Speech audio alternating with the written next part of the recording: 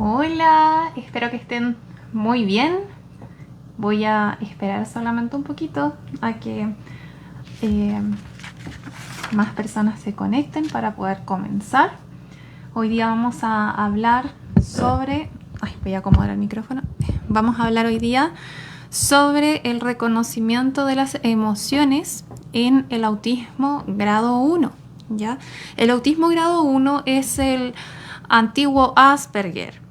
De hecho, aquellas personas que tengan hijos o que ellos mismos hayan sido diagnosticados con autismo grado 1 o que tengan como la intuición de que quizá lo son, ¿ya? O que alguno de sus hijos es autista grado 1. Yo lo que les sugiero es que puedan averiguar mucho sobre Asperger. No hay tanta bibliografía de autismo grado 1 propiamente tal.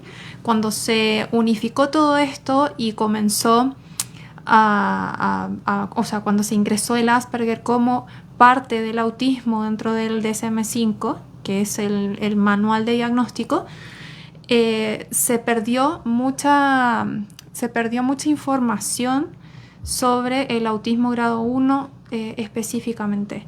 Entonces, si quieren saber sobre eso, es muy muy bueno que puedan buscar bibliografía sobre Asperger, ¿ya? Bien. Estoy tratando de organizar mis horarios y mis tiempos para poder entregar información sobre el autismo, el Asperger, compartir también mis experiencias, las cosas que he ido aprendiendo.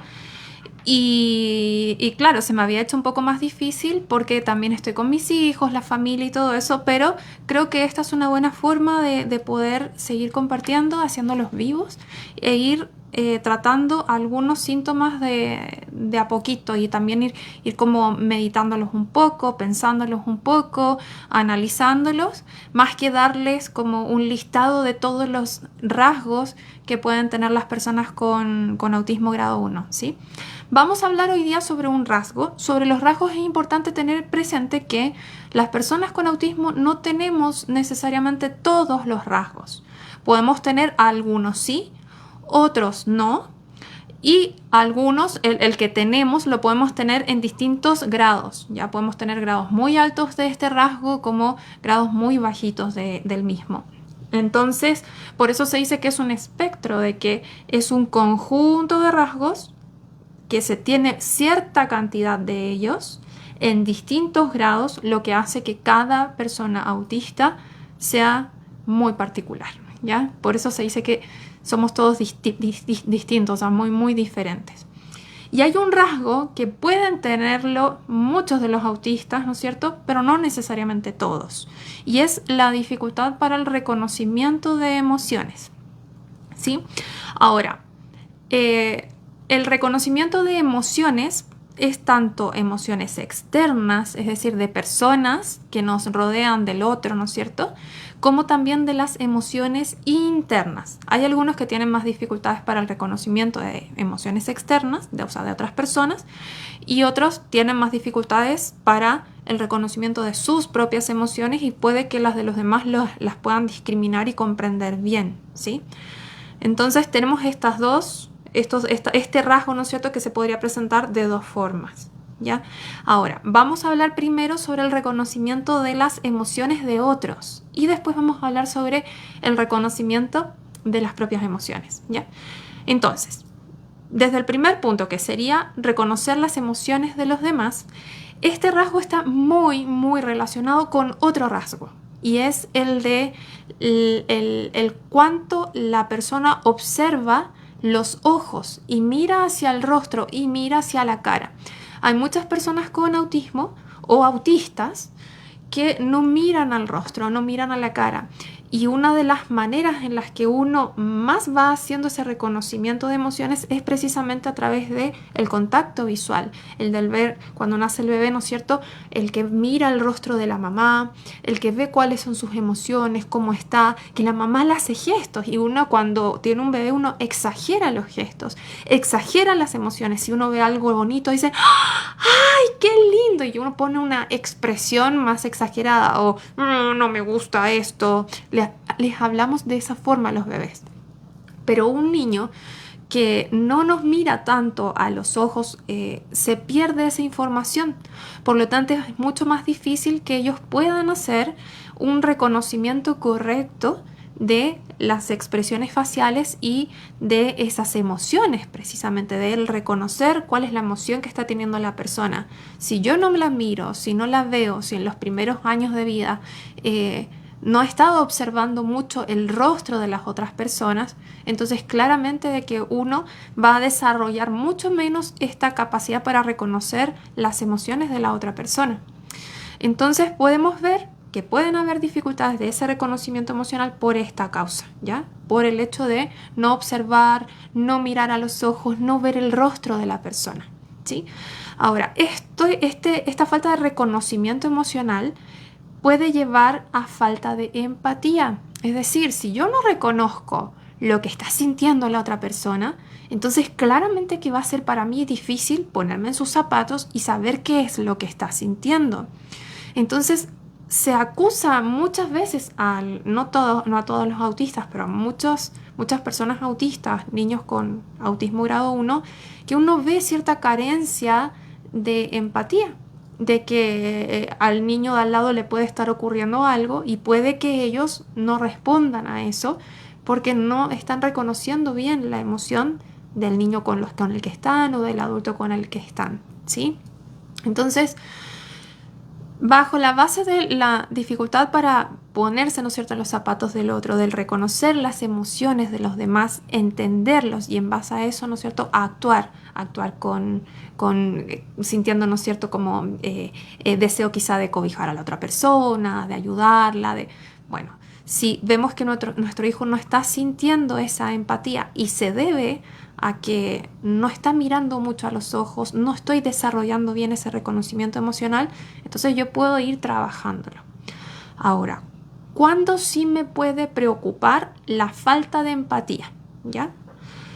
Cuando la falta de empatía no se debe a la dificultad de reconocer las emociones en los demás, sino que cuando la falta de empatía se debe simplemente a que yo no me pongo en el lugar del otro y no me pongo en las emociones del otro, ¿ya? Porque yo puedo reconocer las emociones de otros, por ejemplo, podría no tener el rasgo de dificultad para reconocer emociones, puedo reconocerlas y aún así no está empatizando mi hijo con ese otro niño o con el otro adulto, sino que está tan centrado en lo que le gusta, en lo que él quiere en sí mismo, ¿no?, que no empatiza, ¿ya? Entonces, es importante esto, ¿por qué? Porque a veces hay padres que piensan que la dificultad en empatía de su hijo se debe a que no reconoce emociones. Entonces, es importante saber si realmente las está reconociendo o no. Si no las está reconociendo, entonces ahí yo me preocupo un poco. ¿Por qué? Porque si mi hijo reconoce las emociones y no está sintiendo empatía por el otro, podríamos estar hablando de un pequeño que podría eventualmente desarrollar narcisismo después cuando vaya creciendo, a medida que se vaya siendo adulto. ¿Por qué? Porque en el caso del narcisismo yo sí reconozco la emoción, pero es como que no actúo frente a lo que al otro le pasa. Si es solo junto con otra característica, que es que muchas veces nos obsesionamos con cosas, con temas y queremos eso y aprendemos todo lo que hay, toda la información que hay sobre ese tema y lo mezclo con eso, podemos tener niños que no le importen tanto las otras personas y que solo le importe lo que ellos quieren y que traten de que todo gire en torno a lo que a ellos les gusta.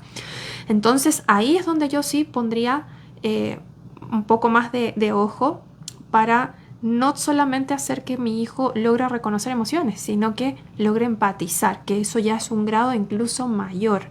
Es que logre sentir lo que le pasa al otro y trabajar mucho los valores de cómo yo puedo ayudar a otra persona que está en esa circunstancia, que está en esa situación. Entonces yo puedo ir educando a mi hijo en la empatía, ¿ya? No, que no sería simplemente el reconocimiento emocional, sino que sería reconocer emociones y ponerme en los zapatos del otro, ¿ya? Entonces, les decía que podíamos tener dificultades en el reconocimiento emocional de las otras personas, ¿sí? Y que una de las razones por las que se debía a esto era porque muchas veces nosotros nacemos, ¿no es cierto?, las personas con autismo, y no siempre miramos a la cara, no siempre miramos a los ojos. Por eso mismo es que una de las formas en que podemos trabajar precisamente el reconocimiento de emociones, si es que nuestro hijo tiene este rasgo, es tratando de que la persona nos mire a los ojos. Es insistir, por ejemplo, en que si mi hijo me viene a hablar y me empieza a hablar, que suele ocurrir que te empiezan a hablar y están mirando para otro lado, y uno les dice a los ojos, hay que tratar de hacer contacto visual, ya sea con la mano en los ojitos de ellos, y tratar de guiar los ojos de ellos hacia los nuestros, a mis ojos, hacia acá, yo necesito mirarte, ¿no es cierto? Necesito aquí que me mires a los ojos. ¿Dónde están los ojos de mamá? Por ejemplo, si nuestro hijo es pequeño. Y si por ejemplo, estamos casadas con un hombre que es autista y que vemos que le cuesta el reconocimiento emocional, que por ejemplo nosotras nos sentimos angustiadas, con pena, que le hemos tratado de mostrar de muchas formas el cómo nos estamos sintiendo y no logran reconocer nuestras emociones, empezar también a pedirles, mírame a los ojos, necesito que cuando hablemos me mires a los ojos, mira mi rostro, trata de leer mis emociones, ¿sí? Entonces uno también puede ir haciendo eso, ya que las conversaciones con nuestro esposo sean frente a frente, que sean mirándonos a los ojos, a la cara, para facilitar el reconocimiento emocional, ¿ya? ¿Qué más puedo hacer? Puedo enseñarle a mis hijos, aquí uno tiene que enseñar el ABC de las emociones, ¿ya? ¿Cuál sería el ABC de las emociones? Que no solamente tenemos tristeza, alegría, rabia, ¿no es cierto?, susto, ¿no es cierto?, miedo. No son solamente esas 4, estas son las 4 emociones básicas, pero no son solo esas 4 emociones. Hay un libro, de hecho, que se llama El Emocionario, que hay más de 20 emociones que están con ciertas historietas, en donde uno va poniéndole nombre a las sensaciones, a esas emociones que tú tienes, que no es lo mismo decir asco que decir frustración, que decir esperanza, que me siento esperanzado. Entonces son distintos tipos de emociones y es importante que podamos conocerlas, hacer la descripción de cada uno y poder usarlas hablando, ¿no es cierto?, sobre cada una de las emociones. Mira, este niño le está pasando tal cosa, ese niño está asustado. No, este niño está frustrado. Este niño está ansioso. ¿Sí? Que uno pueda poner en los otros. Ya es como hago el reconocimiento de las emociones de los demás y le pongo el nombre que corresponde a esa emoción. Ya. Les voy a mandar al grupo de WhatsApp. A todo esto voy a dejar también en los comentarios después acá de la grabación de Facebook el grupo de WhatsApp, porque al grupo de WhatsApp les voy a mandar algunos libros y material que les va a servir para trabajar las emociones con sus hijos, porque es súper importante. Si hay dificultades de reconocimiento emocional, debo enseñarlas, porque no las van a aprender solamente porque andan caminando en la calle y relacionándose con personas, ¿ya? Y menos si mi hijo no está mirando a los ojos, porque cuando mira a los ojos siente mucha ansiedad, entonces mira para otro lado y no logra mantener contacto visual con las personas. Entonces, por lo mismo, hay que enseñarlas en casa de manera intencionada. ¿Ya? Uno aquí tiene que poner más esfuerzo, más trabajo, porque no lo van a aprender como un niño normal, ¿ya? Así que eso. Bien, entonces eso con el reconocimiento de emociones externas, ¿ya? Si la dificultad, ¿no es cierto?, es el reconocimiento emocional, si vemos que a causa de esto mi hijo está teniendo dificultades de empatía, pero que la razón es porque no reconoce las emociones, hago trabajo en reconocimiento emocional, y también en desarrollo de empatía. Y por el otro lado, ¿ya? Si mi hijo sí reconoce las emociones y está teniendo problemas con la empatía, que también les puede pasar, ¿ya? Está teniendo problemas para ponerse en el lugar del otro, entonces ahí el trabajo que tengo que hacer es mucho más potente, porque de verdad que cuando eso ocurre es un poco más peligroso, porque podemos desarrollar a un niño narcisista, ¿ya? Que él era el que yo les decía que no le importa tanto las emociones de los demás, actúa más por egoísmo, por lo que a él le gusta. Entonces hay que trabajarlo, es súper importante trabajar no, desde el reconocimiento de las emociones, trabajar y pasarse a la empatía. ¿Qué hago yo si al niño le ocurre esto? ¿Cómo te sentirías tú si pasara tal cosa? ¿Qué sentirías si, ya? Todas esas cosas uno los va poniendo en el lugar, cómo yo actúo frente a lo que le ocurre al otro. Ya no solo reconozco, sino que reconozco y me pregunto, ¿qué hago?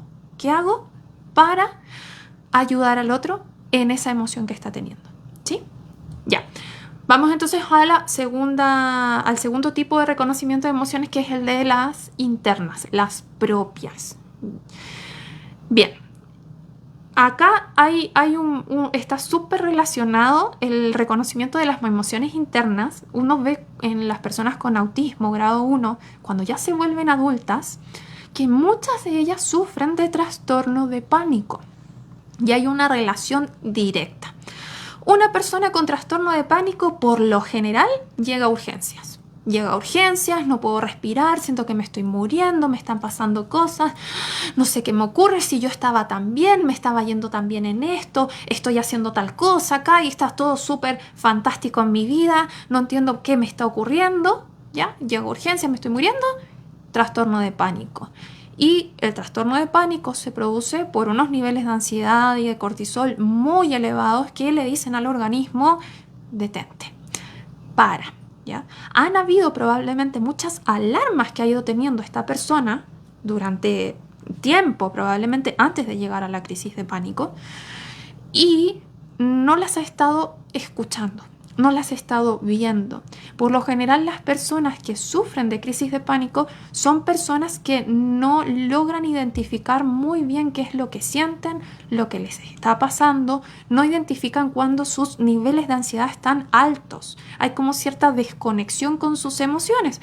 Entonces, suele ocurrir de que están, por ejemplo, una persona está trabajando, está estudiando, está haciendo actividades en casa, se murió alguien, un familiar muy cercano, tiene que seguir con todo eso y le viene una crisis de repente que dice, no entiendo qué pasa si todo estaba bien, y no es que nada pasara. O sea, es una persona que estaba con un nivel de estrés altísimo, su cortisol elevadísimo, ¿ya? Pero que no lograba darse cuenta de que su cuerpo, su mente, en realidad sus emociones, sus sentimientos le estaban diciendo, oye, ya detente, estoy estresado o estoy estresada, necesito que te detengas. Y como no lo hacen, como no logran darse cuenta de estas señales, ¿ya? Entonces viene de repente, ¡pum!, la crisis, ¿ya? Entonces está muy relacionada el reconocimiento de emociones con las crisis de pánico y también con la alexitimia, porque la alexitimia es precisamente esa capacidad que tenemos para reconocer tanto nuestras emociones como las de los demás. Hay lugares en donde van a encontrar en bibliografía que la alexitimia tiene relación con el reconocimiento de las emociones propias y poder ponerlas en palabras, ya expresarlas. Y en otros lugares van a encontrar que la alexitimia tiene que ver con el reconocimiento de las emociones externas de las demás personas, ¿ya? Bueno, la alexitimia podríamos decir básicamente que son las dos cosas, ¿no es cierto? Hay algunos autores que van más hacia un lado y otros hacia otro. Pero si la vemos desde el reconocimiento emocional de uno y el poder expresar y decir lo que estoy sintiendo, claramente que si yo no puedo hacer esto, si yo no noto qué es lo que me está ocurriendo, si yo no noto lo que estoy sintiendo, es muy difícil hacer varias cosas. Uno, atender mis emociones, ya mi estado emocional cuando necesito parar. Y por eso es que muchos llegan a las crisis de pánico. También me es difícil reconocer, ¿no es cierto?, las emociones de alegría. Entonces podemos tener una persona que es mucho más plana emocionalmente y uno le puede decir, pero ¿estás contento? Sí, pero muchos tienen aplanamiento emocional y están contentos, se supone que están, pero como que no hay una expresión, ¿ya? Bien, entonces, ¿qué más sobre el reconocimiento de las emociones en la parte interna? Uno lo puede ver en los chiquititos cuando te dicen, es que no sé lo que me pasa, es que yo siento que solo no puedo y no sé, y no te pueden explicar lo que están sintiendo. Y aquí este punto lo vamos a unir también con lo que estábamos hablando antes, de las personas, de los niños que a veces sí reconocen las emociones de los demás, pero que les cuesta empatizar, ¿ya? Muchos de estos niños que podrían después llegar al narcisismo, que por eso hay que tener cuidado, que lo repito de nuevo, que es importante, ¿ya? Muchos de estos chicos tienen dificultades para reconocer sus emociones, ¿ya? Sí reconocen las de los demás, pero muchas veces no reconocen las de ellos. Y como no reconocen sus emociones, es esa la razón por la que les es difícil empatizar con otros, ¿ya? Entonces, les estoy planteando las distintas aristas para que ustedes en casa, si tienen un hijo, un niño con estos rasgos, puedan identificar bien cuál es la causa, cuál es la razón, ¿sí? Para poder apuntar directamente a eso y trabajar eso, ¿ya? Y no estar perdiendo tiempo quizá trabajando cosas que no son necesarias, ¿no? Y trabajar lo que sí es necesario. Entonces, si mi hijo no está reconociendo bien sus emociones, vamos a hacer algo parecido también a lo que les mencionaba con los niños que no reconocen las emociones externas. Vamos a tener que hacer el ABC de las emociones. Van a tener que lograr conocer distintos tipos de emociones, cuáles son sus características. Recordemos además que los niños con autismo grado 1, que es el antiguo Asperger, cuando uno busca bibliografía de Asperger, uno de los rasgos es también las altas capacidades cognitivas. Eso que nos dice que son chicos que son muy intelectuales y ellos pueden aprender y desarrollar el reconocimiento de emociones a través del intelecto, ¿ya? Entonces, asimismo, si mi hijo no reconoce sus emociones, hacemos el ABC de las emociones, que logra identificar muchos tipos de emociones, con distintos tipos de libros. Hay talleres también que se hacen para niños autistas que son precisamente para el reconocimiento de emociones internas, también externas, pero también para el de reconocimiento de emociones internas. Entonces todos estos trabajos y terapias nos podrían servir y ayudar para que ellos vayan logrando identificar. Les va a ir pasando con el tiempo de que después van a tener una emoción, ¿ya? Y la van a lograr identificar. Y van a poder decir, es que estoy sintiendo esto. Y le van a poner el nombre preciso a la emoción precisa. Entonces van a empezar a expresar lo que sienten con más facilidad.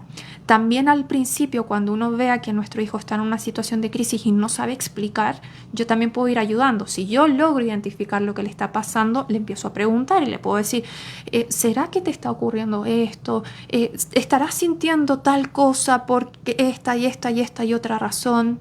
Por lo mismo, yo también como mamá tengo que aprenderme el ABC de las emociones para poder darle características y el nombre de la emoción asociado a esas características e ir viendo con mi hijo si realmente está sintiendo esto o lo otro e ir ayudándoles a identificar lo que sienten, ¿ya? Nosotras las mamás y los papás muchas veces podemos tener ya más desarrollado, incluso aunque seamos personas autistas y que hayamos tenido estas características o estos rasgos muy fuertes en la infancia, muchas veces nosotras mismas al darnos cuenta de que tenemos estas dificultades empezamos a aprender y como a entrenarnos, ¿ya? Ese mismo entrenamiento nos sirve y nos ayuda para ayudar a nuestros hijos, para que no tengan que pasar por todo lo que uno pasó, ¿cierto? Y que tengan que hacer el entrenamiento ya más grande, sino que empezar a ayudarlos desde chiquititos en el reconocimiento de las emociones, ¿ya? Puedo ver también películas, todo lo que tenga relación con emociones e ir conversando. Es importante la conversación. Recuerden el tema del contacto visual, el de poner a los niños en situaciones de empatía. ¿Cómo tú te sentirías si te pasara esto? ¿Ya? A un niño con alexitimia eso también le ayuda. ¿Por qué? Porque es como, ¿cómo me sentiría yo? ¿Qué pasaría conmigo? Y lo hacemos entrar en esa introspección. ¿Qué más? Salidas, por ejemplo, a la naturaleza, en donde ellos tengan tiempo de contemplación. Eso es súper importante. Escuchaba, de hecho, hace muy poquito una charla que hizo Mariana Estape, que hablaba sobre el periodo de contemplación, que me encantó que ella mencionara eso, porque nosotros muchas veces pensamos que no debemos estar desocupados, ¿ya? Que nosotros todo el tiempo tenemos que estar haciendo cosas y que nuestros hijos también. Pero ese tiempo de contemplación o el tiempo que yo saco a mis hijos de las pantallas de la casa, que salimos a la plaza, que salimos, pero me refiero a la plaza o a lugares naturales, ¿no es cierto? Pero que sean espacios en donde pueda estar como consigo mismo, como ese tiempo en donde pueda tener un periodo de introspección. Es importante hacerlo, es importante, porque son los momentos en donde uno hace reflexiones, en donde uno piensa en qué es lo que estoy sintiendo, qué es lo que me está pasando, ¿sí? Entonces esos periodos también son importantes y hay que dedicar tiempo para eso. Es decir, hay que dedicar tiempo para estar con uno mismo.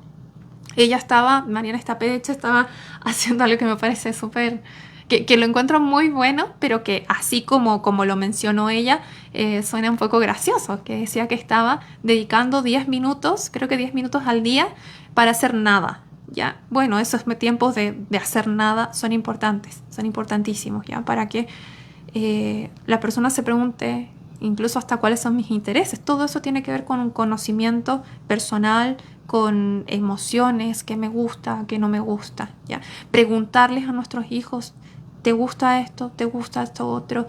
El ponerlos en situaciones en donde tengan que expresar el gusto y el disgusto, ¿ya? ¿No te agradó esto? Siento que no te agradó. ¿Tú qué piensas? Sí, no me agradó.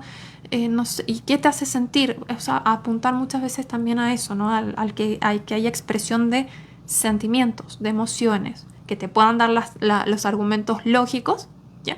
Pero que también te puedan decir qué es lo que están sintiendo. Bien, hay un punto importante aquí que es el tema del shutdown y del meltdown, ¿ya? Que en un video tiempo atrás lo subí hablando sobre la historia de un papá y de la disciplina, ¿no?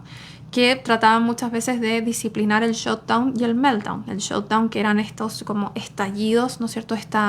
Esto como estas crisis en donde una persona se descontrola, en donde los niños autistas pueden incluso llegar a morderse, que están como sacados de sí mismos. No es una pataleta. Ya partiendo por eso, no es una pataleta. El meltdown no es una pataleta. Es cuando tú te sales completamente de ti, estás... puede ser por sobreestimulación, puede ser por falta de comida, puede ser por falta de sueño, hay muchas cosas que pueden hacer que nosotros nos desregulemos y que esa desregulación produzcan un meltdown, ya que es esta explosión, ¿ya? Por el contrario está el shutdown, que es cuando te vas hacia adentro, ¿ya? A veces en casa podemos encontrar que nuestros hijos pueden tener un meltdown o un shutdown, ya una explosión, o que estamos viendo que se están retrayendo mucho, se están yendo mucho hacia el costado, esos son momentos súper buenos para poder trabajar con ellos las emociones. ¿Por qué? Porque la idea es que nuestros hijos logren reconocer lo que les está pasando y lo que están sintiendo y no tengan que llegar a un meltdown o a un shutdown. Por ejemplo, en mi caso, ya cuando yo ya empiezo a sentirme muy sobreestimulada y mis niveles de ansiedad empiezan a aumentar, ¿ya?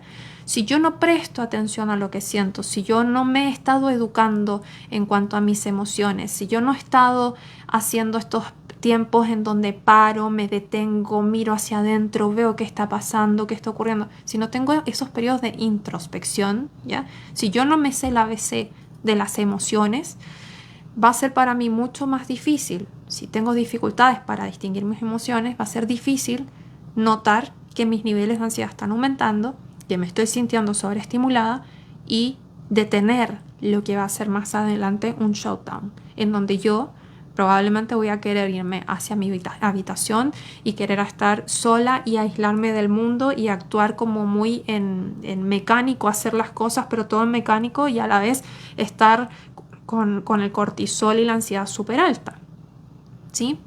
O en el caso de un meltdown, muchas veces uno podría hablar de que a veces las crisis de algunos maridos son meltdown, ¿no? Que estallan y ¡buah! Y que no, y esas sobrereacciones, ¿no es cierto? Hay una falta de control, de autocontrol. Y se llega muchas veces a esos niveles por dificultades en el reconocimiento de las propias emociones y porque no las manejo, no las controlo, no las trabajo, ¿ya? Y a veces ese control puede ser que evitar, por ejemplo, ir al supermercado, evitar las cosas que me aumentan los niveles de ansiedad, evitar las cosas que hacen que yo me empiece a sentir muy estresado, o sea, empezar a notar mi estrés y decir, ok, yo hasta aquí llego, no puedo tomar más responsabilidades, no puedo hacer esto, no puedo hacer esto otro, porque mi atención tiene que estar puesta en esto y no estoy logrando atender. Entonces, hay un tema de reconocimiento de emociones, ¿sí? Es decir, mi estrés hasta aquí llega, no puedo tomar más cosas, ¿ya? Mi mamá me pidió que hiciera esto, mamá, no puedo, de verdad yo quisiera, pero estoy yo ya con muchas cosas encima, mi nivel de estrés está muy alto y no puedo tomar una responsabilidad más y poder decirlo, ¿no es cierto? Cuando hablábamos de los ladrones de tiempo, también tiempo atrás, ¿no? De cuando vienen personas que quieren quitarnos nuestro tiempo.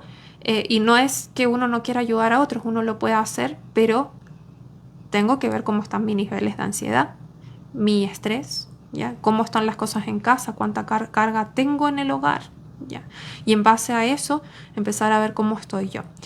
Entonces, tenemos que trabajar muchísimo el reconocimiento de emociones en casa. Eso es importantísimo, ¿ya?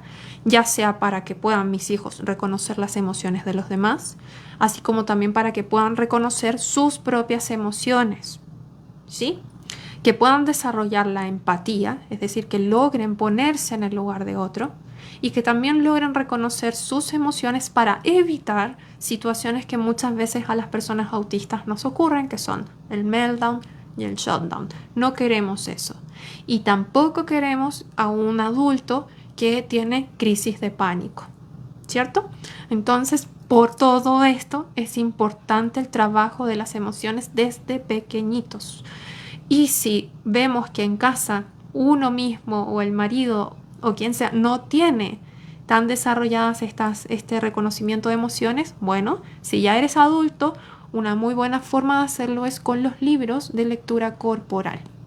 Hay muchos libros, muchísimos, en donde aparecen cómo las personas cuando estamos en ciertos estados emocionales ponemos ciertas posturas, ¿ya?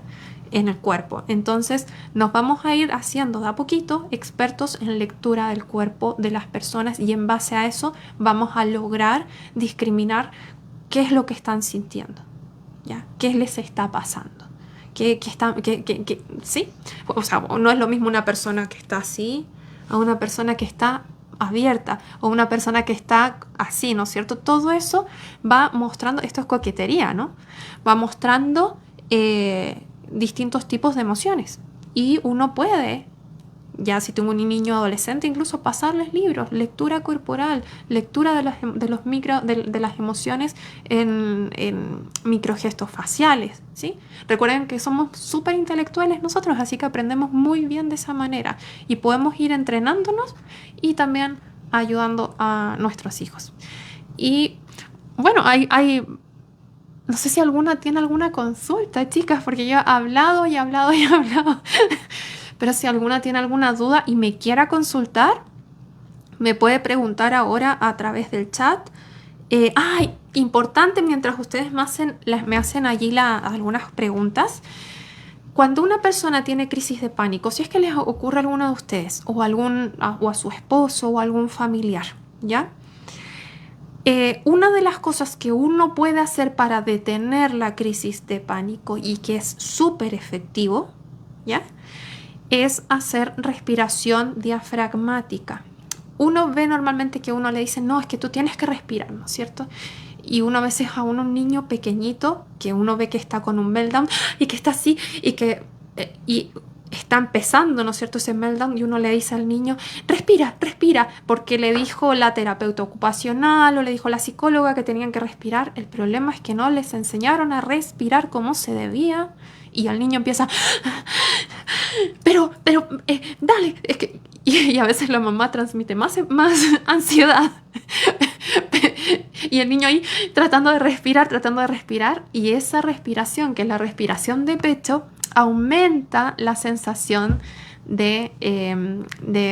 es incomodidad, sino que aumenta la sensación de malestar, ¿ya? Aumentan los niveles de ansiedad. Entonces la respiración de pecho, no por nada del mundo.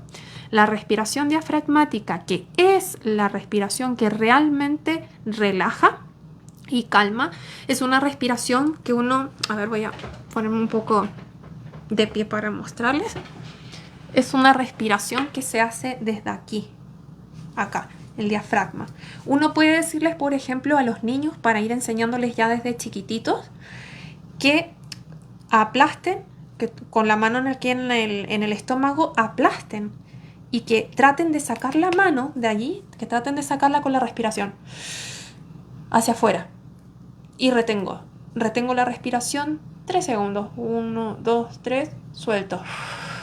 Y así yo le voy enseñando a mi hijo, y yo mismo, incluso si soy adulto y estoy teniendo crisis de pánico, retengo y me concentro en eso. 5 segundos, 4 segundos, 1, 2, 3, 4, 5, suelto. El aire se lleva hacia el diafragma, hacia la parte de abajo. Y debo enseñar a mi hijo, y tanto yo también practicarlo, a llevar el aire a ese sector. Ese ejercicio hace que la oxigenación, ¿no es cierto?, el intercambio gaseoso en realidad, se haga de buena forma. Además, hago que la persona se centre en otra cosa y no en los síntomas que está sintiendo, en que está teniendo la crisis, ¿no es cierto?, de que se siente que no respira, etcétera. Que no se centra en esas cosas, sino que empieza a centrarse en la respiración. Entonces, todo eso va haciendo que el cuerpo se vaya calmando. La buena oxigenación, ese intercambio gaseoso, hace súper bien y va relajando los músculos, y es increíble cómo para la crisis de pánico y la persona empieza a relajarse, ¿ya? Eso es cuando ya estamos en un punto que ya no damos más y necesitamos, ¿no es cierto?, bajar rápidamente esos niveles de ansiedad. Pero esto es como dar una píldora para el dolor de cabeza, pero no estoy deteniendo la causa. Para no llegar a esos niveles de ansiedad hay que trabajar el reconocimiento de emociones, ¿ya? Ya, otra cosa, ¿qué más? Tener en casa un espacio de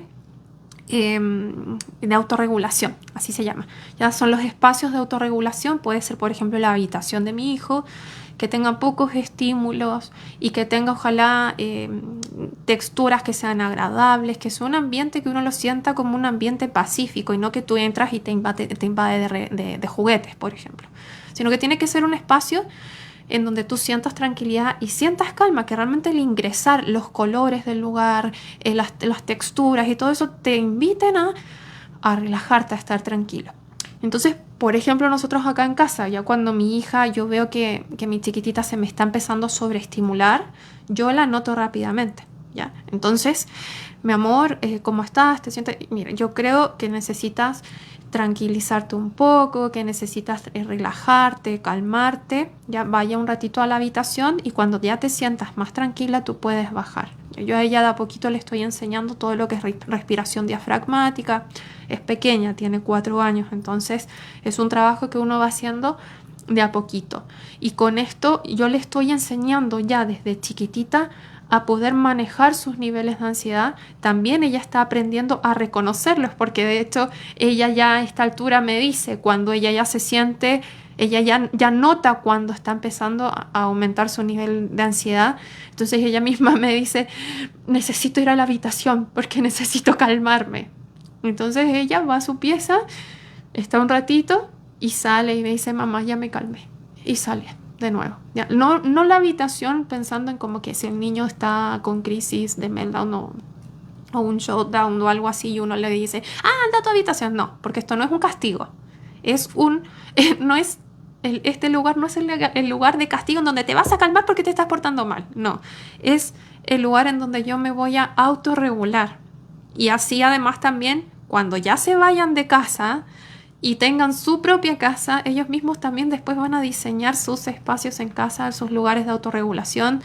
Van a saber cuándo hay ciertas situaciones entre el matrimonio, con los hijos, que les están generando niveles de ansiedad altos. van a decir, estoy en tal estado, necesito un tiempo para poder autorregularme. Y hacer ese reconocimiento es maravilloso porque te va a evitar discusiones, separaciones, problemas con los hijos, disciplinas exageradas porque disciplino en pleno meltdown. ¿Ya? Porque a los papás también nos dan cosas. Entonces, si yo justo estoy sobrepasado, no logré yo calmar mis niveles de ansiedad, bajarlos, disminuirlos, y ahora voy a disciplinar a mi hijo porque es mi hijo el que está generando la sobreestimulación. Está gritando mucho, está hablando muy fuerte, le he dicho como 10 veces que hable más bajo, no lo hace, me sobreestimulo, exploto, tengo un meltdown, lo disciplino en un meltdown, lo estoy disciplinando descontrolado. ¿Ya? Entonces tiendo a disciplinar de forma inadecuada. Y entonces, por lo mismo, si logramos, ¿no es cierto?, frenar eso, enseñar a nuestros hijos para que cuando ellos sean padres no lleguen a esa situación, sino que aprendan a bajar sus niveles de ansiedad, hay que hacerlo. Hay otras personas que tal vez no necesitan un lugar de autorregulación y simplemente necesitan salir a caminar, salir a pasear, salir de casa, salir, mirar otras cosas. Es como salir y estar en contacto con el pasto, o ver a otras personas. A veces necesitan simplemente salir un poco, porque a veces el estar muy encerrados y también puede generar cierto tipo de sobreestimulación en la persona, ¿ya? Así que eso, bueno, son algunas de las cosas que creo que puedo compartir hoy día con ustedes sobre el reconocimiento de emociones. Igual hemos tratado varios temas, alexitimia, un poco sobre el narcisismo, ¿no es cierto?, las dificultades para reconocer emociones en los demás y empatizar más que nada con ellos, o puedo reconocerlas pero no empatizo, y que a veces eso está relacionado con no reconocer las propias emociones y por eso no logro empatizar. Y entonces, ¿cómo poder trabajar eso? ¿Cómo poder trabajar mi reconocimiento emocional, el reconocer las emociones de los demás?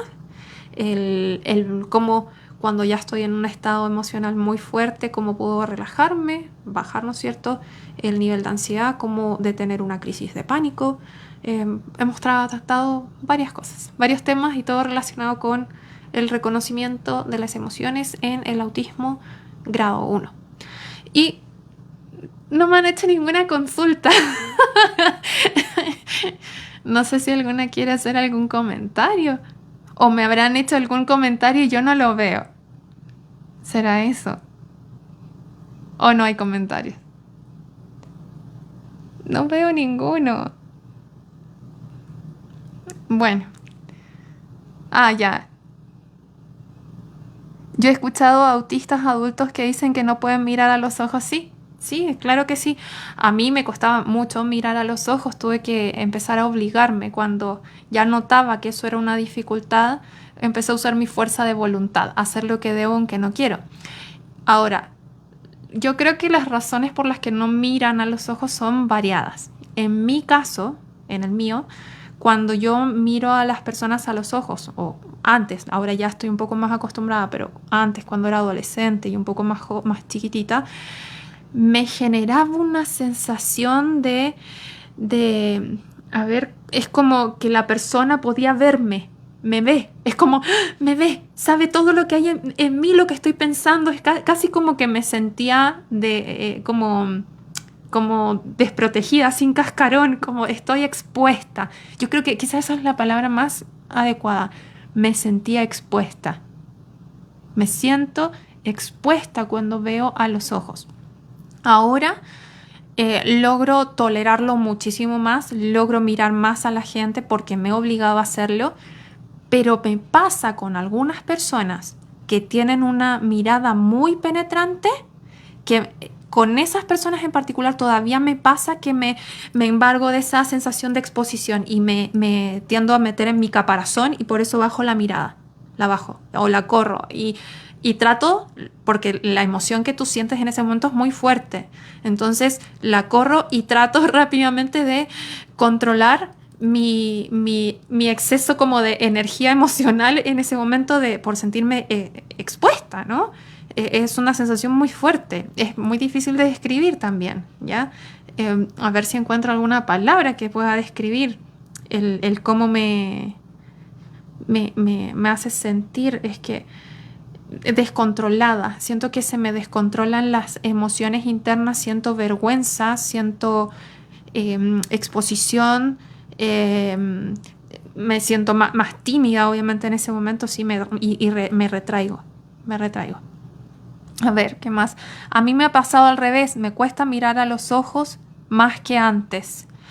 Claro, en mi caso es porque ha habido un trabajo de voluntad, o sea, es que me obligo a mirar y cuando siento que me está empezando, ¿no es cierto?, todo este tema emocional de vergüenza y todas esas cosas, y lo que trato de controlarlo, ¿ya? Empiezo a respirar, los niveles de ansiedad, empiezo a respirar, respiración diafragmática, trato de que no se me note. Pero por dentro yo estoy manejando y controlando emociones muy fuertes, muy fuertes. Entonces no es fácil, pero con el tiempo uno cada vez lo vas trabajando más. Y de hecho ahora quien me ve piensa que yo tengo mucha personalidad, pero muchas de esas veces en que yo me veo con mucha personalidad, en realidad he estado previamente haciendo un trabajo emocional muy fuerte. O sea, de no tengo que hacerlo, tienes que mirar a los ojos. O a veces ir y presentarte con personas. Es como, no, tienes que obligarte a ir, aunque te dé vergüenza, aunque te cueste hablar, aunque a veces incluso uno siente como que tu autoestima se baja un poco porque también sientes que tienes dificultades a veces con las interacciones sociales. Y todo eso también puede afectar como de forma negativa. Ya es como que sí, claramente que podría hacer que uno se retraiga más y que te cueste más mirar, te cueste más estar con otros. Sí, se requiere voluntad. Y ahí hay un trabajo que hay que hacer de forma intencionada. Sí. Gracias por los comentarios. Ya, yo he escuchado... Ah, no, a mí me ha pasado al revés. Ok, ya, eso también lo comenté. ¿Alguna que me quiera hacer algún otro comentario? ¿Algo que quieran compartir o preguntar? Más adelante igual vamos a ver otros rasgos, ¿ya? Son varios. Este es uno, el tema del reconocimiento emocional. Gracias. De nada. En el título dice Familia Sánchez, pero ¿cómo te llamas para decir tu nombre? Y eso. En el caso de las personas autistas, el contacto con cámaras es mucho más fácil porque yo, por ejemplo, ahora veo solo sus rostros en fotos, entonces me es un poco más fácil o amigable el compartir y el hablar. Cuando estoy con personas en público puede a veces que me sea un poco más difícil hilar palabras o frases o ideas porque estoy atenta a muchos estímulos. Y entonces eso también interfiere en mi pensamiento, en mi forma de hablar. Se me puede interrumpir lo que estoy pensando porque estoy tratando de entender los gestos faciales de una persona o tratar de no sentirme agobiada por la cantidad de personas, porque eso también son estímulos que uno está sintiendo. Y, y es... hola Sol, ahí vi tu nombre, hola Sol. Muchas gracias Sol por los comentarios. Todos los comentarios son súper buenos porque igual a veces hay cosas que a mí no se me ocurren o que no recuerdo en el momento y ustedes me los van recordando o preguntando o poniéndome en posiciones o situaciones en que no las había pensado de esa forma, así que es enriquecedor. Bueno, estaba hablando de lo difícil que por ahí es para uno hablar o hilar cosas o pensar cuando hay mucha gente. A mí particularmente yo creo que en alguna de las otras veces, o sea, en alguna vez que nos hemos juntado también, no sé si en clases, pero creo que había contado de que yo particularmente tengo que traducir mis pensamientos a palabras. Por eso es que a veces me trabo o a veces me quedo pensando en una palabra, ¿ya? Y hay días en que particularmente me cuesta más que en otros.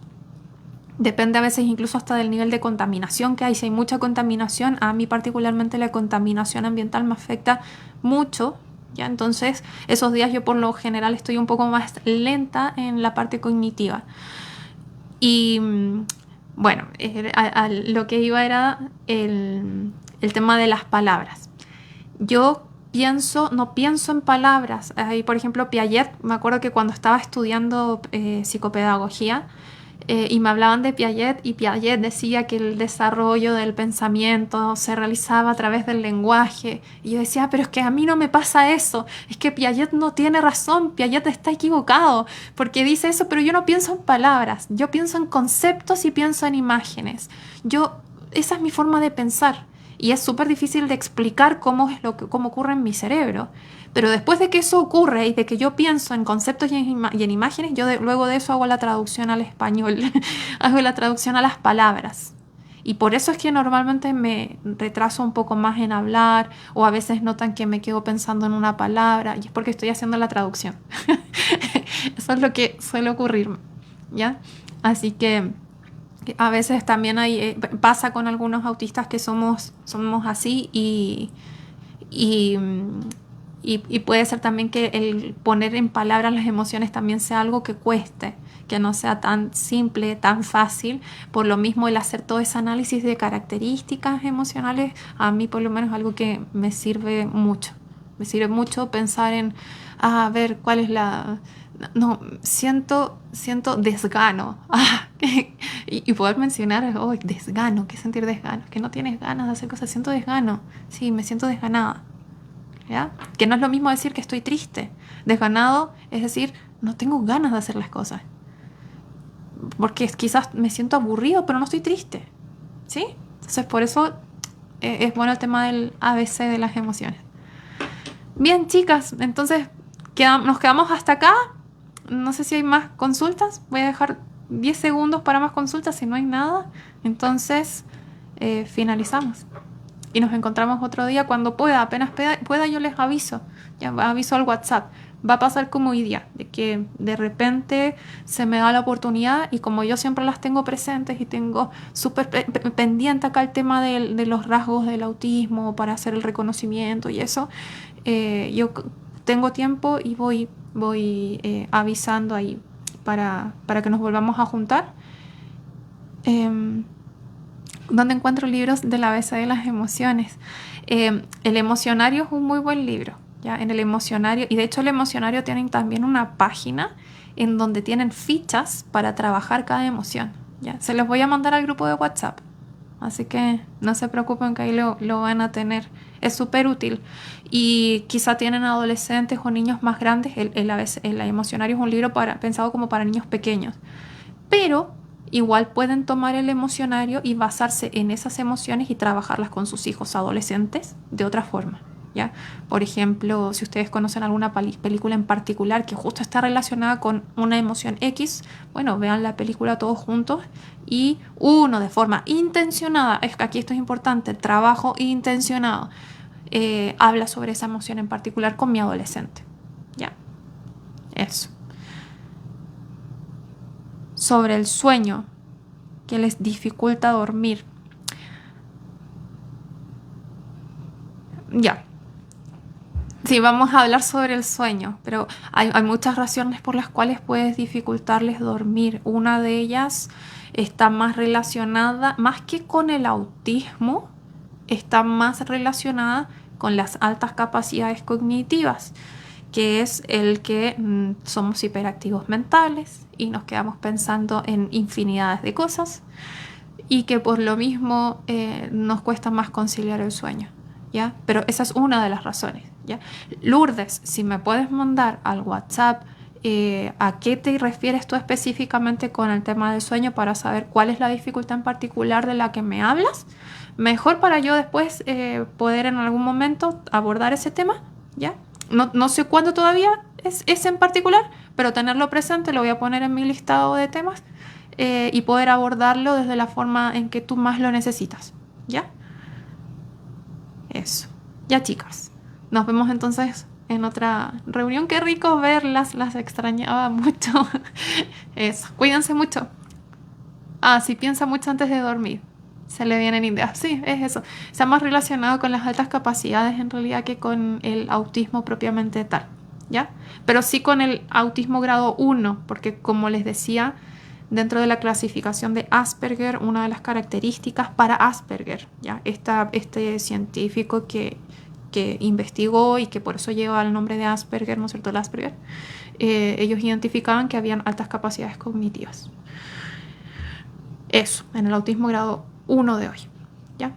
Ya.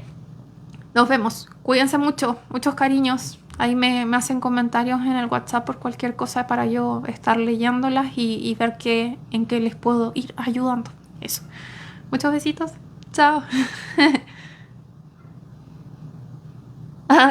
Abrazos a Mateo. Se extraña. Mucho. De verdad que sí. Ya, pero no quiero llorar. Ya, nos vemos. Cuídense. Chao.